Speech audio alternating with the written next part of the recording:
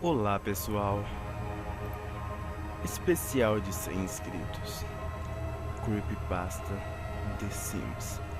Meu nome é Jéssica, tenho 20 anos e sempre fui viciada em The Sims. Mas tinha algo que eu gostava mais no The Sims, era ver os acidentes acontecerem.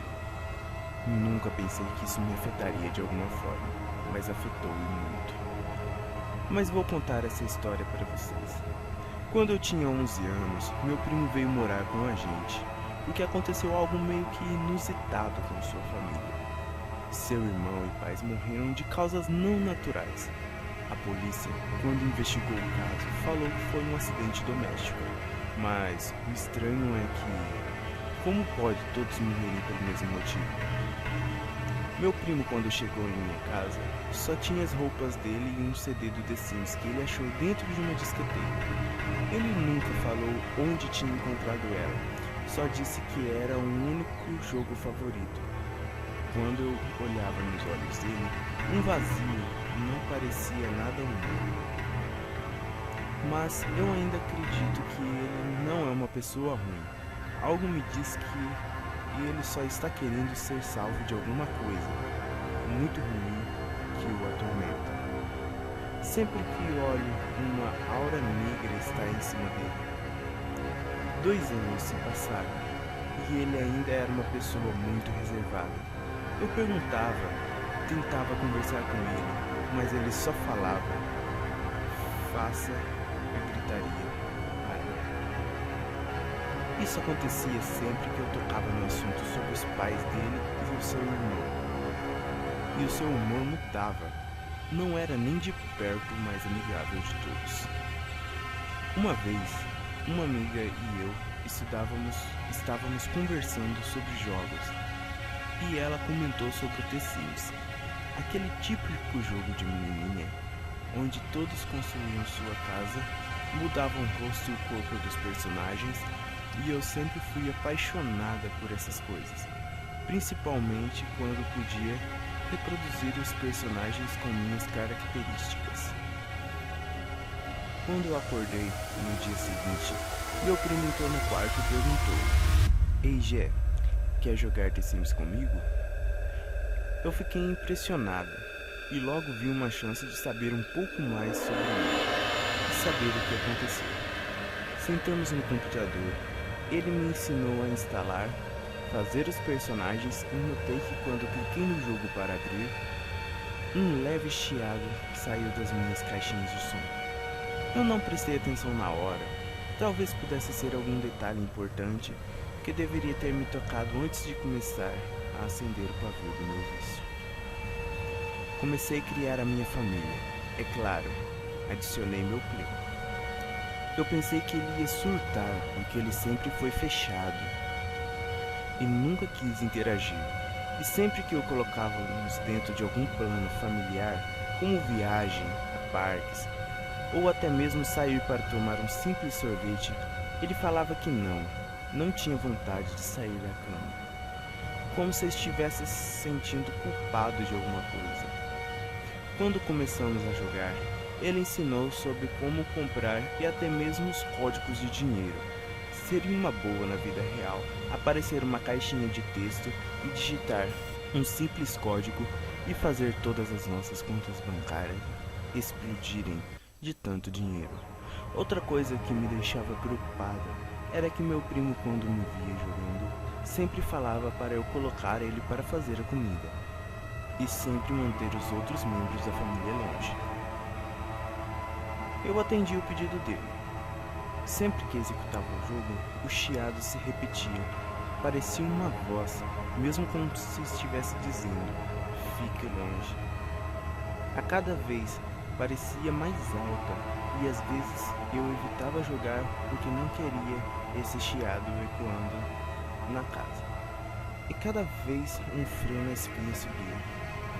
A minha amiga Claire veio em casa ver o The Sims. Eu resolvi adicionar ela como membro da família, pois eu considerava como minha irmã. E como conhecia ela há bastante tempo, sempre soube que ela não era boa cozinheira. Logo, não coloquei nenhuma habilidade dessas para ela. Enquanto criava um personagem dela, conversava falando o quão mal ela cozinhava e sempre gargalhávamos sobre isso. Lembro até mesmo uma vez, quando ela conseguiu queimar um pano de prato quando ligou o fogo. Inclusive, eu fiz a brincadeira, que queria não ter feito, e essas foram uma das últimas palavras. Um dia você vai acabar tocando fogo na cozinha, sim. Como queria não ter dito nada disso. Alguns dias se passaram, meu primo me contava sobre o jogo, mas ele repetia as mesmas coisas quando eu começava a jogar. Cuidado, pessoas morrem. O que quer dizer isto? Sim, um jogo de simulação. É comum em jogos personagens morrerem, certo? Eu quis saber como funcionava esse negócio de morte. Eu fiz um novo jogo, uma casa nova e um personagem novo. Tinha um menino na minha escola, ele sempre me zoava. Vivia me importunando, inclusive coloquei até o nome desse menino nele. Digamos que eu maltratei muito ele por um tempo. Deixava sem tomar banho, sem comer, até mesmo deixava sem ir ao banheiro. Alguns dias depois, ele chegava às vezes na escola fedendo demais, ou até mesmo morrendo de fome. Ele falou que nunca cozinhava, pois a mãe dele não o deixava pôr os pés na cozinha. Ao chegar em casa, resolvi entrar no jogo e fazer um teste. De propósito, coloquei na cozinha para preparar algo para ele comer, e foi direto ao fogão. E num piscar de olhos, o fogão estava em chamas, e o fogo se espalhava rápido e eu o vi morrendo. Por um momento fiquei desesperado, não sabia o que fazer, mas falei para mim mesma: isso é um jogo, isso não é real, é ridículo ficar preocupada com isso à toa. Quando de repente a morte aparece para levar a alma dele. Ela não fez como todos os jogos, levou e foi embora. Ela ficou ali por cerca de 2 minutos, enquanto olhava o relógio. Esses 5 minutos tornavam-se 10. Quando eu pensei em fechar o jogo, o chiado na caixinha voltou e algo ecoou como: você não devia ter brincado com isso. E de repente, um grito de dor. Meu primo escutou e entrou no quarto e me olhava friamente e falou: você fez, não fez? E pelos seus olhos eu sei que sim, e você acabou de entrar em um caminho sem retorno. Após essa cena de filme de terror, eu desliguei o computador, deitei na cama e comecei a imaginar o que era aquilo. Muitas perguntas vieram à minha cabeça. Será que eu o matei? Um jogo mesmo poderia fazer algo assim? Meu primo me olhava com uma cara que não era de repressão, mas de pena e com um sentimento de se livrar de algo. Pelo menos foi o que pareceu. Como se ele estivesse se libertando. Meus olhos começaram a pesar. Eu lutei para deixá-los abertos e na terceira vez eu apaguei. Nessa noite eu tive um sonho. De repente uma multidão estava à minha volta. Alguns pareciam queimados, outros pálidos como fantasmas. Acordei com meu primo me sacudindo. Ele olhou para mim e falou: você sonhou com as pessoas mortas, não é? E eu respondi: como você sabe disso? Ele sentou do lado da minha cama e começou a contar a seguinte história. Eu também comecei a sonhar com pessoas. Também as mesmas pessoas, sempre. Mas a diferença é que depois que meus pais morreram, também começaram a aparecer. Desde então eu nunca mais dormi, porque eu não aguentava mais ver essas pessoas nos meus sonhos. E gritando, chorando, criança procurando seus pais. Hoje, em seus sonhos eu estava em silêncio. Amanhã os gritos vão piorar mais. Eu não quis dormir mais. Estou buscando alguma resposta do que seria, o porquê eu sonho com essas pessoas que eu não conheço. Mas depois de você jogar, os sonhos começaram a desaparecer. Eu só digo que você deve parar antes que isso seja tarde demais.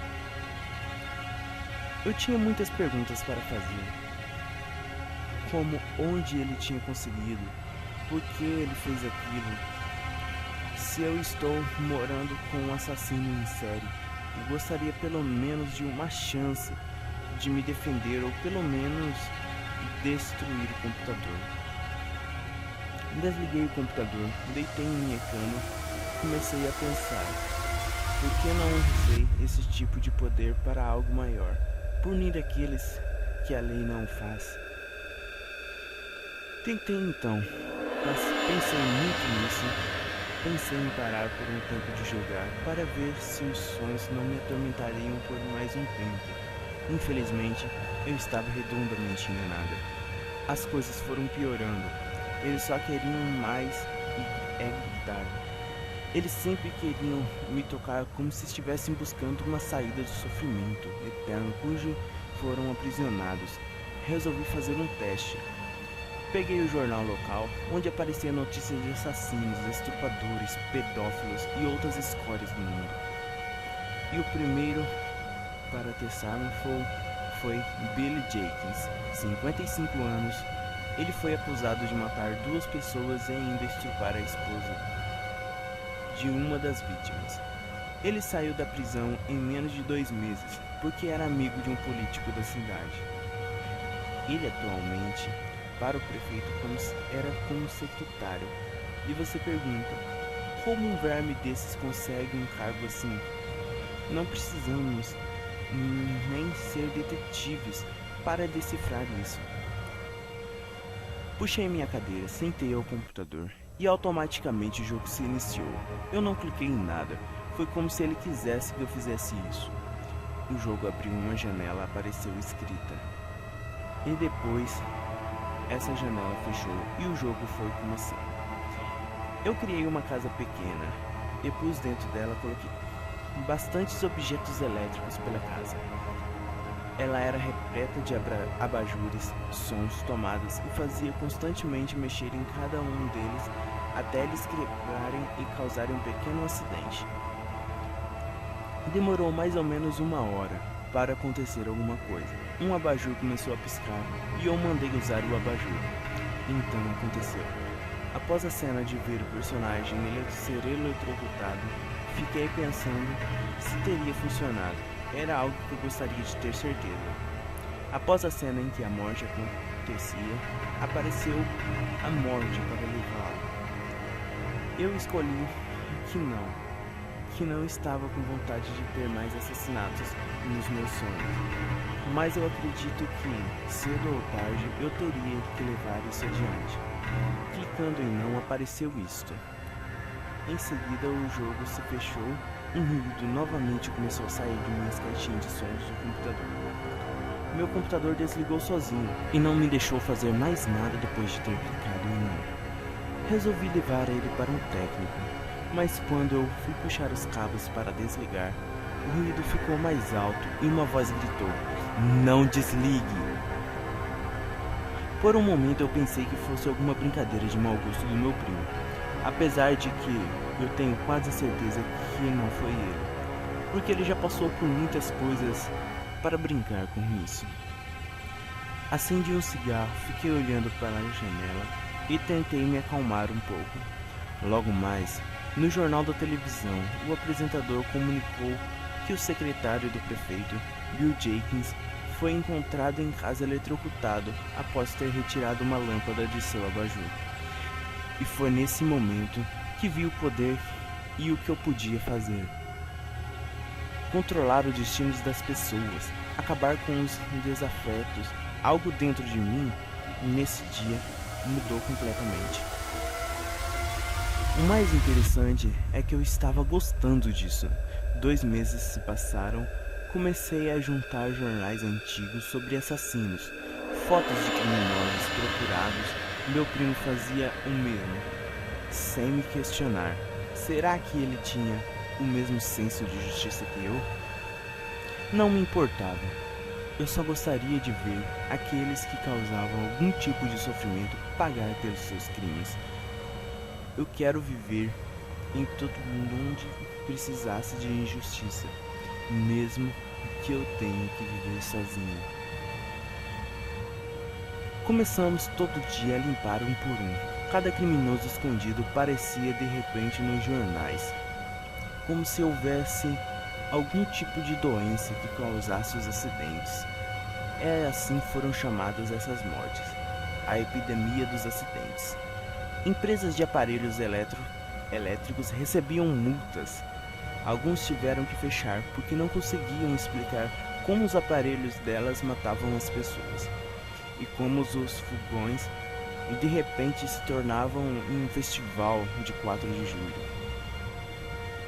Devo admitir que essas coisas para mim não estiveram muito comuns. Cada morte que acontecia, uma nova mancha aparecia em meu pescoço. A cada morte, um ponto novo aparecia em meu pescoço. Eu sentia um peso durante a noite nos meus sonhos, como se alguém estivesse puxando para trás. E quando eu me virava, não conseguia virar. Algo segurava meu pescoço. Contei isso para meu primo.